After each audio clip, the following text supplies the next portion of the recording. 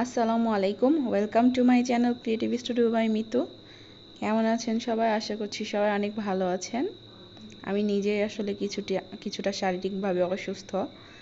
আজকে একদমই ইচ্ছা ছিল না ভিডিওটা আপলোড করার, কিন্তু আসলে এভাবে কাজ ফেলে ফেলে রাখতে রাখতে জমা হয়ে যাচ্ছে। অনেকগুলো দিন নিজেদের পাবনার বাড়িতে থেকে এলাম, প্রায় 2 সপ্তাহ। এই 2 সপ্তাহে আমার চ্যানেলে কোনো ভিডিও আপলোড করা হয়নি। তো এমনিতেই ভিউ কমে গেছে ভিডিওর। তো এই জন্য মনে হলো যে কাজ ফেলে না রেখে যত খারাপই লাগুক ভিডিওটা আমি আপলোড করে দিই। কারণ ভিডিও আমার মোটামুটি গতকালকেই ধারণ করা হয়ে গেছে। আজকে শুধু একটু এডিট করা বাকি ছিল, সেই কাজটা কমপ্লিট করে আপলোড করতে এলাম। যাই হোক, গতকালকে যে পার্টটা আমি আপলোড করেছি সেটা ছিল এই সেম ড্রেসটার জন্য যে ব্লকের রংটা আমি তৈরি করেছি আফসান দিয়ে, গোল্ডেন আফসান দিয়ে, সেটা আমি গতকালকে আপলোড করেছি। আর জামার পেছন পার্টে যে বল প্রিন্ট করেছি সেই ব্লকের ভিডিওর অংশটুকু আমি আপলোড করেছি। আজকে আমি সামনের পার্টে যে আমি গোল্ডেন আফসান দিয়ে হ্যান্ড প্রিন্ট করেছি সেই পার্টটা আপনাদের দেখাতে নিয়ে এলাম। গতকালকের ভিডিওতেই আমি এটা অ্যাড করে দিতে পারতাম, কিন্তু ভিডিওটা অনেক লং হতো এবং দর্শক লং ভিডিও দেখতে পছন্দ করে না। এই জন্য এটাকে আমি 2 ভাগে ভাগ করে নিয়েছি।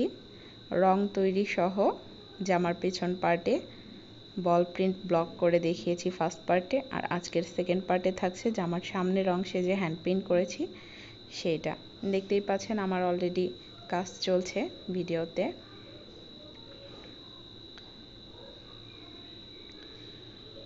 আমি কাজটা শুরু করার আগে প্রথমে পেন্সিল দিয়ে কিছুটা এঁকে নিয়েছি, তার কারণ ডিজাইনটা আমার নিজেরই তৈরি করা, কিন্তু অনেক সময় দেখা যায় যে কাজ করতে করতে হিজিবিজি টাইপ একটা ব্যাপার চলে আসে।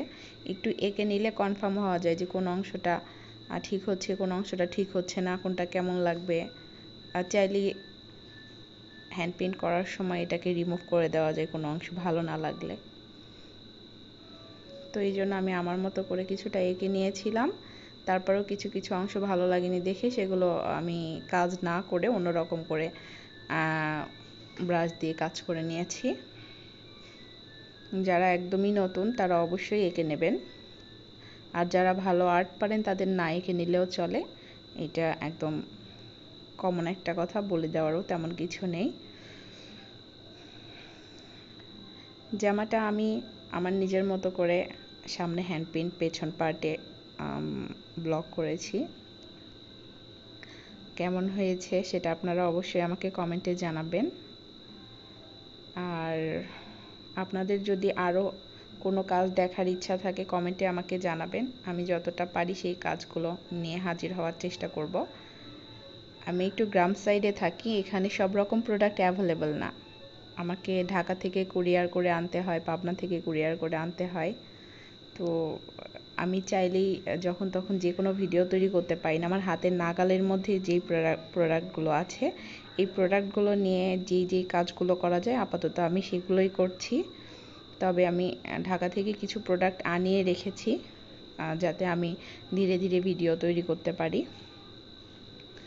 সামনেই আমার ব্লগ নিয়ে আরও কিছু ভিডিও আসবে।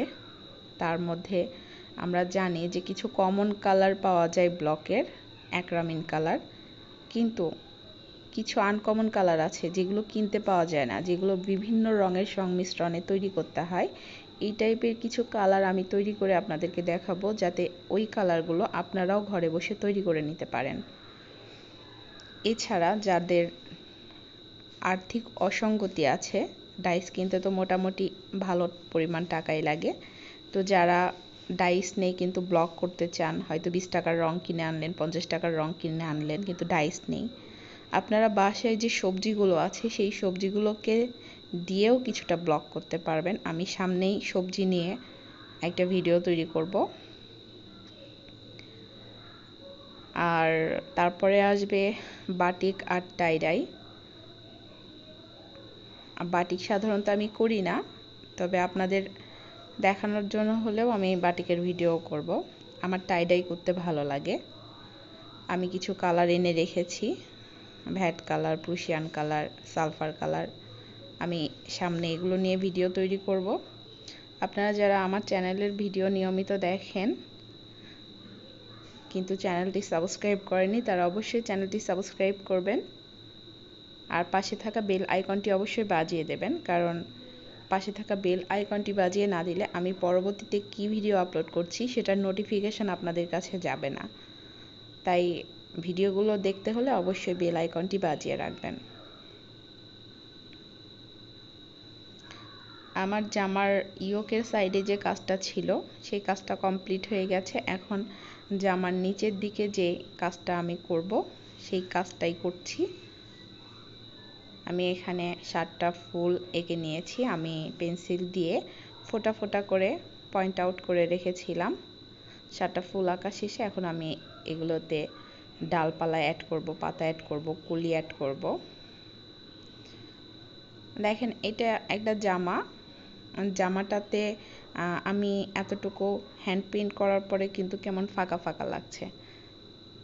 তো এই জামাটা কমপ্লিট করার পরে এই ডালপালা, পাতা, ফুল এগুলো কমপ্লিট করার পরে আমি পুরো জামাটাতে ছোট ছোট বল প্রিন্ট মতো করে দিব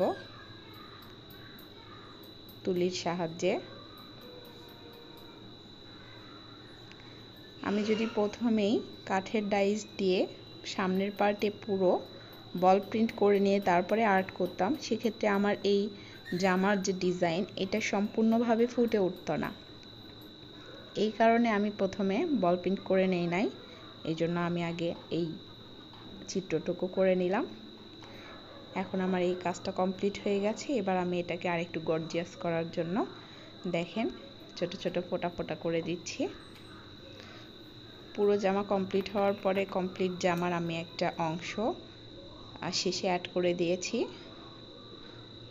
আপনারা দেখতে পাবেন যে জামাটা দেখতে কত সুন্দর হয়েছে। আর থাম্বনেইলেও চেষ্টা করব কাজের ছবিটা রাখার, যাতে থাম্বনেইল দেখেও আপনারা বুঝতে পারেন যে এই ভিডিওতে এই জামাটাতে কাজ করা হয়েছে। এই ছিল আজকের ভিডিওতে, সম্পূর্ণটা দেখিয়ে দিলাম। আশা করি আপনাদের ভালো লেগেছে। ভালো লাগলে অবশ্যই আমাকে কমেন্ট করে জানাবেন। সবাই ভালো থাকবেন, সুস্থ থাকবেন। আল্লাহ হাফেজ।